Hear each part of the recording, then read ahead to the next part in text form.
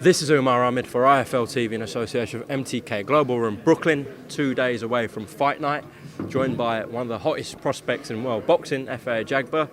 I've never seen you in real life. You're a very, very big man. No, it's okay, I'll hold it. Yeah, can I hold it? No, you want to hold it? Go on then. Okay.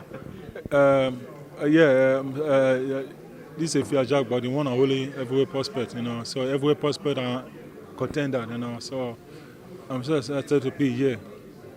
This is my third time for being Barclays Center. This is my third time fighting at Barclays Center, and I love to fight at Barclays Center, which is amazing. I love the city, It's an amazing city, So this is my first time seeing you here. Yeah. First time. I normally hold the mic both ways, but I'm definitely not going to argue about it with you. Of course, by way of Nigeria, now living in America, training here. How are you finding your time with Ronnie Shields, a legendary trainer? Yeah, I find Ronnie Shields, my trainer, because I got a sign from my management, which is Shalifeko, the manager of Joyce. It's my manager. So we have too many Nigerians community in Houston, Texas. So my manager tried to put me on resident on New York for me to train them, but he said no. He said he has a too many Nigerian community in Houston, Texas. Okay, you want to move in Houston, Texas, because I already know Ronnie Shields live in Houston, Texas. So that's why he put me with Ronnie Shields. You go up against Cojanu, a guy who's fought at the top level before in terms of Joseph Parker, Daniel Dubois, another big prospect in your division, but he's always come up short. How do you think it goes on Saturday night? Do you think it's going to be an early stoppage? Yeah, it's up to the guy. I think he tried to train hard for this fight because he know who I am. He tried to come back strong, but sometimes I train hard too, so we see what happens.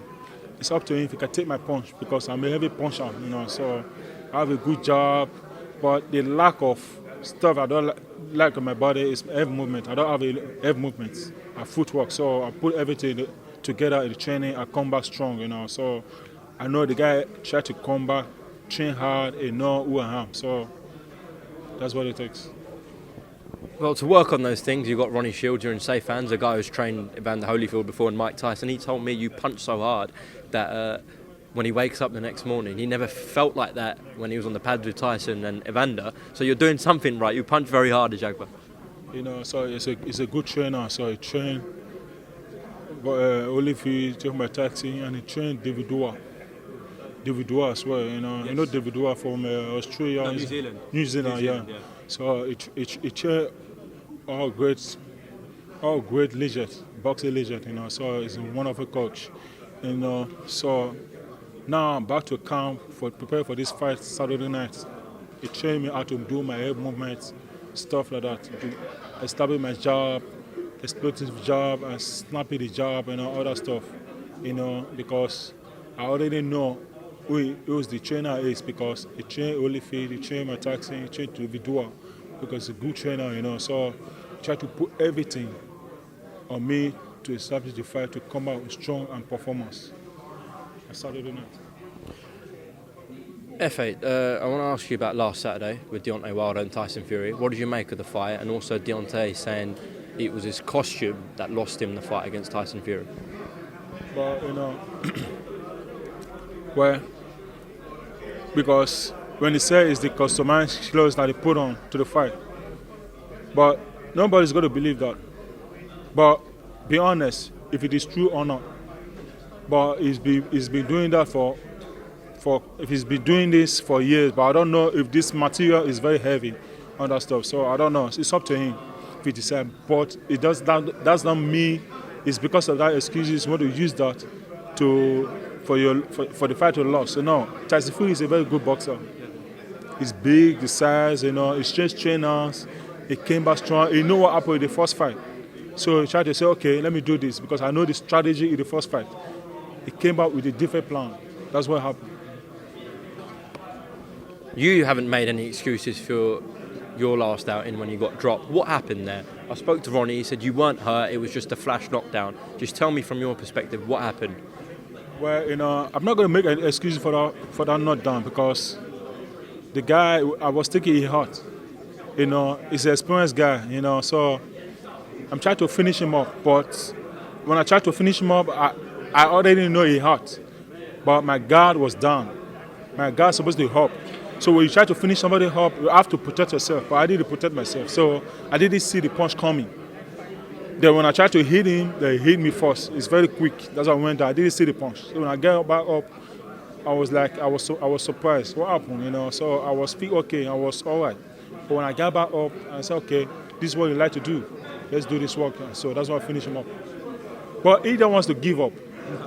But the trainer knew what's going to happen next because he threw the towel to make sure he gave up. So that's what happened. I also spoke to Ronnie about two heavyweights we have in the UK. One of them is obviously world champion with Anthony Joshua. He said that you have to develop and work on your craft, but if you were fighting Anthony Joshua on Saturday night, Ronnie believes you'd go and beat him. Do you stand by that statement as well, Efe? Are we talking about who? Anthony Joshua. Yeah. If you were to face him, Ronnie's saying obviously you have to work and develop. You've got a lot of time still. You're only 25 years old. But if you were fighting Anthony Joshua this Saturday, he believes you go and knock him out.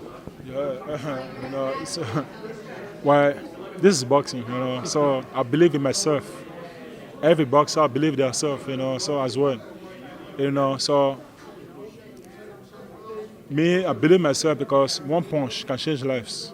Just one punch can change lives. So that's what boxing is all about.